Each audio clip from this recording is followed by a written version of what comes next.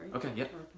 Hey, we're back again. I'm Dr. Micah Richardson at Cypress Creek Chiropractic, and I'm with my wonderful and beautiful wife, Mitzi, our health and weight loss expert. And we're continuing this journey as we've been talking to you guys about the Keto Craze. And today we're going to talk a little bit about testing those. But before I get into that, I just want to kind of go back a little bit and talk about our journey a little bit. And one of the questions is, why do all this? And I think people have mixed reasons of why they do that, which is okay, because a lot of people think, well, I'm going to do it for weight loss. But I didn't necessarily do it for weight loss. You sort of did, but that wasn't your primary goal. The reason I did it was for the mental clarity and what it does. So, you know, depending on what your reason is, that can change on how you do it or why you do it. But think about that and ask, I mean, you can ask us of what some good reasons and who shouldn't be doing that. But, you know, me thinking about that as we were talking and remembering some of those reasons why I did it, you know, the brain function was huge to me, and that's one of the reasons why I want to do that. So, and that was such a powerful impact, because what I learned was that when you're burning ketones, it's like burning a jet fuel for your body versus, you know, that 87 octane. So I was all about performance, and one of the things that I learned is when you're burning ketones, one, they burn more efficiently, but they also burn with less metabolic waste, which is, you know, oxidative stress, which that increases the aging process and things like that. So that was just something I wanted to revisit with as we've gone through this journey. But, you know, we're going to talk about measuring the ketones a little bit and how we do that and a couple ways of doing that. You want to share with a couple ways we've been doing that? Yes, so last week we talked about measuring them by the way that you feel, which you'll feel higher energy, cold, you could feel coldness, like you can't get warm. I'm looking down here trying to get all this stuff ready. So another way that you can measure is using the urine test strips, which we talked about a little bit last week, but today we're going to talk, and those are not near as reliable. So the most reliable way is to actually use a blood ketone meter or a blood glucose meter. We use the Nova Max. It's the most cost-effective one, and as well as the Nova test strips. Right, and the reason why, you know, the urine versus the blood, it's about utilization. Yeah. You know, and as she's showing this, well, I'll let her talk a little bit about the utilization versus being keto adapted and utilizing and just them in their bloodstream versus just passing them through the urine. Another test is sometimes use a breath ketone utilizer. That's another way. It's an inexpensive way. Well, it's a little costly up front, but it's also a great way to test and show. So this, you can just prick your own finger with these little lancets, but if you want to do it the right way, you use this little thing. It comes with the kit, and you insert the lancet into there. You pull it back and put the little cap on. You turn on your blood glucose meter. Make sure that it's set to... There we go. Oh, you grab a strip. We're going to do blood first. So bloods are blue. The ketone ones are green. You set that. Put your glucose test strip in with the blood part facing outward. As soon as you do that, you should see a little drip come on the screen. Give me your finger. All right, I guess I'm getting tested here. Yeah, you're getting tested. So you just push up against the skin. Ouch. No, it wasn't that bad. Did it even get you? You didn't get me. Let's try that again. Ouch. Take 2. Oh, dear. Oh, whoops. Now I got to pull it back again. Let's reset that. All right. This all went perfect this is when we were doing it. Yeah. All right, give me your finger. All right, we'll see if this works this time. Did I get that? Got me that time. Woo! I'm a bleeder. All right. All right, so you just squeeze a little bit out there, and then it'll kind of suck it in there to the thing.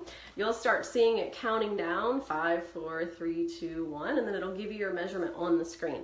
So right now, Micah's is measuring at 98, which is okay. That's in the normal range. Anytime you get up above 100, and like say 120, so where you should start getting a little bit concerned. When he first woke up this morning and he was what you call a fasting blood glucose test, it probably would have been more in the 70s or 80s, but because he just ate some lunch about an hour ago, so now his sugar is up a little bit higher. But as long as you aren't going over 100, you're okay. So he's in the normal range. And then now we want to do his ketones and see what those are like. Let's see here. And you don't have to stick me again, which is nice. Yes, can use the same blood. She probably wants to, but... No. All right. So we're going to stick this in So the key is they can't see it. But the key is you want to stick the strip in the meter first. Now it says KET, so it's ready for ketones. And so you might want to squeeze a little bit more just to make sure it gets a good reading. If you don't get a good reading, you can waste your strip, because if it doesn't suck enough blood into there, then it'll say E3, which means an error code, and you wasted your strip. So you don't want to do that, especially on the ketone ones. Oh, you're going to have to squeeze a little harder because it's not getting enough up in there. The ketone strips are a little bit more pricey. They're about $3 a piece. So we're not getting enough blood. Come on, squeeze. I may have to prick you again. Here, give me that needle. I'll just get a little bit more. Yeah. Here. You're gonna have to pop that thing off and just. Yeah. There we go. I know it's not fun to have to stick your own self. There's something psychological about it. Now this one counts down from 10, so it takes a little bit longer to read it. We're at 4, 3, 2. Now you have to be at 0.2 millimoles of ketones to even get a reading. Well, you're saying E4, so it's got an error on there. So you may not be in ketosis right now because he did just eat lunch. So. Well, I've been cheating a little bit, so that's probably a reason why. I have, sorry. But we're about to gear it up real strong and getting back into ketosis. Yes, so that's how it works. If you are in ketosis or if it's detecting ketones in the blood, it will be at 0.2 is the lowest. It can go up to about 3 millimoles. It could go even higher than that, but normal ranges are somewhere between 0.5 and 1.5 for moderate ketones. 1.6 to 3.0 is high. So sometimes people have these concerns about... Let's test you. Oh, great. All right. Did you have... Oh, you've already got it in there? We got it going. I'm going to test her. So she's getting that finger prick going right now, and there you go. Good, good. So she's doing that. She's just getting that blood pooling right there, and she's going to put her levels on there. But as she was saying, the levels of the ketones... Hold still, I can't. You got to be really still because I got to get in the end. There we go. There we go. Now hers is counting down. And then she can talk about the numbers. I won't interrupt anymore. Let's see if I've been a cheater.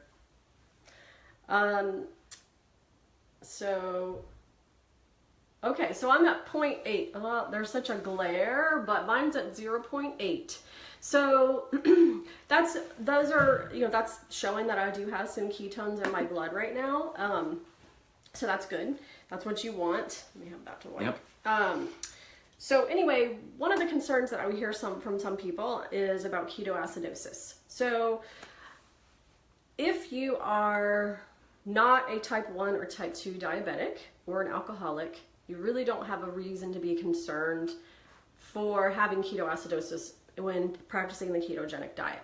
Now, if you are possibly concerned that you might be a diabetic, or you have been told by your physician that you are a pre-diabetic, then you really do need to have be measuring your blood sugar every morning just to make sure that that doesn't get out of control. What ketoacidosis is an abnormal physiological state in the body where the blood sugar is high and ketones are high, both at the same time. So normally that is not possible because you cannot have high blood sugar and high ketones at the same time in a normal physioadaptive state. Because if your blood sugar is going to be, the only way you make ketones is if your blood sugar is low enough that it has to.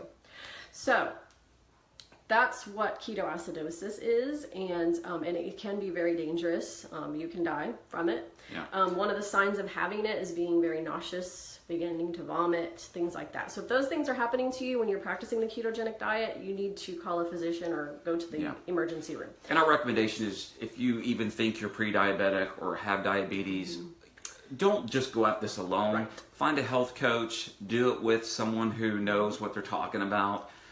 Your physician, health advisor, those kind of things. Someone who's familiar with that, because you definitely you don't want to get yourself in a difficult situation. So correct. But yeah. So let's talk next time. What are we going to talk about? So Friday. So another thing that's really all the rage right now are exogenous ketones. So I'm sure some of you have heard about beta hydroxybutyrate and using that. There's all kinds of companies that are promoting exogenous ketones right now. Also, some people are using Some people are using what we call SCT oil. Great product. This is our one from home. We've been using this. Another one, MCT oil. It's another great one. We'll talk a little bit more about what MCT and SCT oil is. Yeah. So we're going to talk a little bit about that on Friday. We're going to talk about it is a great way to biohack into ketosis, but there are some concerns about that, and we'll talk about that on Friday. Yeah. Big thing too that we mentioned last time is we love the pink salt. That's a great thing to help with some hydration and maintaining hydration. Yeah. But don't forget your water. You got to have that water every day. So many people are so dehydrated, so definitely use that water. Yes. But yeah, so we're going to talk a lot about that. We may need a trailer because we've tried almost every exogenous ketone out on the market. But we're going to show you some of the ones we've used, some of the science and some of the researchers that support the ones that we like. But we'll talk about that next time. Again, if you know someone who can benefit and just wants to know a little bit more about this, share and like this. If you've got questions we didn't answer, shoot us a message. We want to make sure we get your questions answered. So, but we appreciate you being with us. We look forward to rejoining with you on Friday.